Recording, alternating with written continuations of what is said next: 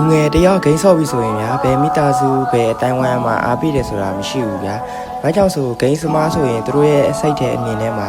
ဒီလူဟာအချိန်ကုန်နေတာပါဂိမ်းနဲ့ပဲအချိန်ကုန်တာပါနောက်ပြီးတော့ဂိမ်းထဲကိုပတ်စံတွေထည့်ပြီးပတ်စံဖြုံးနေတာပါလို့ပဲလူအများစုကတော့မြင်ကြတယ်ဗျာတကယ်တော့ကျွန်တော်တို့ဂိမ်းဆော့ရဆိုတာဗျာကျွန်တော်တို့အလုံးလုံးတဲ့နေရာမှာစိတ်ပင်ပန်းစရာတွေရှိမယ်ပြင်ပလောကမှာစိတ်ရှုပ်စရာတွေရှိမယ်ဗျာအဲ့ဒီຢာတွေအပေါ်မှာကျွန်တော်တို့စိတ်ထွက်ပေါက်တစ်ခုဖြစ်ဖို့အတွက်ဒါဂိမ်းဆော့ရတာဗျာအခုလိုပြောလိုက်တယ်လေကျွန်တော်ကဂိမ်းမဲ့နံပါတ်1ဂိမ်းကအရာရာလို့ကျွန်တော်ကပြောချင်တာမဟုတ်ဘူးဗျာသူ့နေရာနဲ့သူပေါ့ဗျာဂိမ်းဆော့ချိန်မှာဆော့မယ်ကျွန်တော်တို့အလုံးလုံးချိန်မှာလုံးလုံးမယ်ဗျာအဲ့လိုသူ့အကန့်အကန့်လေးနဲ့ခွဲလိုက်မယ်ဆိုရင်ကျွန်တော်တို့ဂိမ်းဆော့တာကောင်းတဲ့ချက်တွေအများကြီးတောင်ရှိတယ်ဗျာကျွန်တော်တို့ပထမဆုံးဂိမ်းဆော့တာဗျာကျွန်တော်တို့ညံရီဖွင့်ပြိုးနိုင်တယ်ဗျာကိုယ့်ရဲ့အိမ်ကိုယ့်ရဲ့ခါမှာနေပြီးတော့ဂိမ်းဆော့တာဗျာကျွန်တော်တို့အပြင်မှာရှောက်သွားနေတဲ့လူတွေရဲ့ဆိုင်တော့ကျွန်တော်တို့အန်ဒီရဲ့ကင်းတယ်ဗျာနောက်ပြီးတော့ဂိမ်းဆော့ယူပတ်စံကုန်တယ်ဆိုတာကတော့ဗျာကိုထဲမှာကုန်တာဗျာပတ်စံကဂိမ်းကပတ်စံမထဲလဲဂိမ်းဆော့လို့ရနေတာပဲဗျာဘာသာတို့ရောဂိမ်းဆော့ရဲ့နေရာမှာကိုယ့်အတွက်ကောင်းကျိုးတွေပါရှိလဲဆိုးကျိုးတွေပါရှိလဲဆိုတာကိုကျွန်တော်တို့တစ်ချက်လောက်ဒီဗီဒီယိုရဲ့ကွန်မန့်မှာပြောခဲ့ပေးလို့ရပါတယ်အားလုံးပဲဖမ်းပါပဲနောက်ဗီဒီယိုမှာပြန်တွေ့ကြမယ်နော်